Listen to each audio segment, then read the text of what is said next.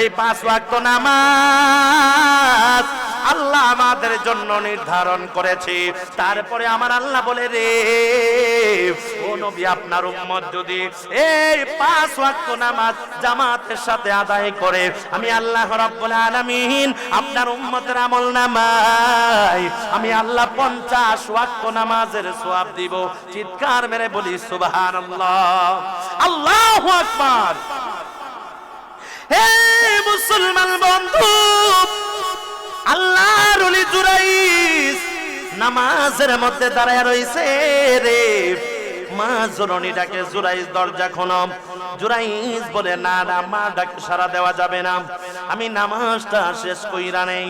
কিছুক্ষণ ডাকার পরে মা জননী চলে আসলেন, কিন্তু আল্লাহর ওলি জুরাইস নামাজ শেষ কইরা দরজা খুইলা দেখে মা জননী নাই, মা জননী চলে গেছে। আবার কিছুক্ষণ পরে আবার জুরাইস নামাজের মধ্যে দাঁড়াইলো। নামাজের মধ্যে দাঁড়ানোর পরে মা জননীর বড় পানির পিপাসা কাতর হয়ে গেল। ঘরের মধ্যে পানি নাই। এ ভাই, উঁচু পাহাড়ের মধ্যে ওই জায়গার মধ্যে টিউবওয়েলের কোনো ব্যবস্থা নাই, ওই জায়গার মধ্যে পানি তোলার মতো কোনো ব্যবস্থা নাই। পানি যদি আনতে হয় কূপ থেকে আনতে হবে, পাহাড়ের নিচে কূপের মধ্যে নামতে হবে, ওই জায়গা থেকে পানি তুলতে হবে। জোরে জোরে বলেন ঠিক কিনা?